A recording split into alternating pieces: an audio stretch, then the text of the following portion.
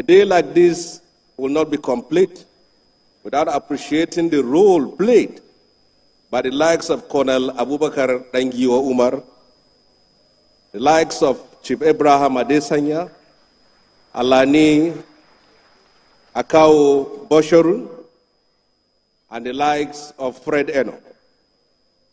Mr. President, even though the governor of Kaduna State removed me from the seat, I will always remember that he was one of those who stood for us when we were in prison.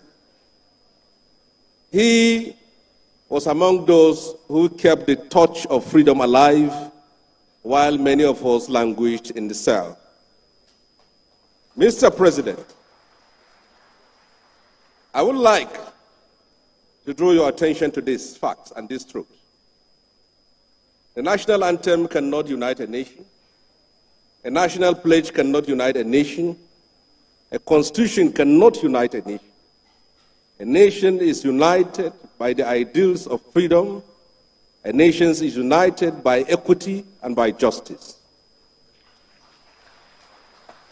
Many younger generations of today have not and couldn't know the sacrifice we have made to restore democracy to this country. It is important that we bring to attention to those who were not here in those days of the struggle. This democracy was not a gift given to us by the military. It was not a lottery that we won. It was a product of struggle and sacrifice. There were people who were forced into exile, like the President and Commander-in-Chief of the Armed Forces, and the likes of Wole Soyinka.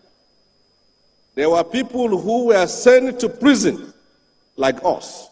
We're supposed to spend the first 15 years of our life in prison, but by the magnanimity of God, we were out. There were many who were dead. This democracy was a product of struggle. The Academic Staff Union of Nigeria made sacrifices. Nigerian media made sacrifices. The NUPENG, headed by the like of Frank Kokori, made sacrifices. The National Association of Nigerian Students made sacrifices. This democracy was a product of that struggle, was a product of that commitment, and was a product of that determination. Mr. President, you have a duty to succeed.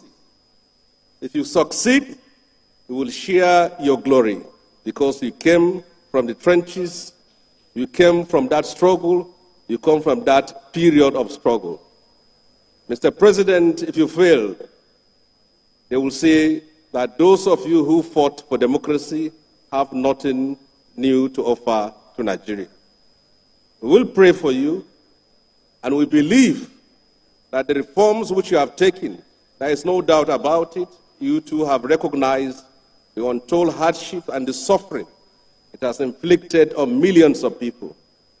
But we are expecting that at the end of the day, it will bear fruit, and people will rejoice and say that the sacrifices that they have made, the consequences of that reforms, was something that was worth all this trouble. Mr. President, thank you for the honor and the privilege, and do something about the Nigerian prisons, because they were the ones who hosted us in those days and in those dark days of the struggle. And on the last call, Mr. President, there are some people who are still in detention as a result of the NSAS protest. They were young people who were protesting for justice, for freedom, and for democracy. Any young protester in Nigeria today learned from you, because you were the father of protest in Nigeria. Do something about it. Give them the freedom. You taught us, you funded us to stand up and fight, so they are your children and your grandchildren. Give them the pardon. Thank you, and God bless.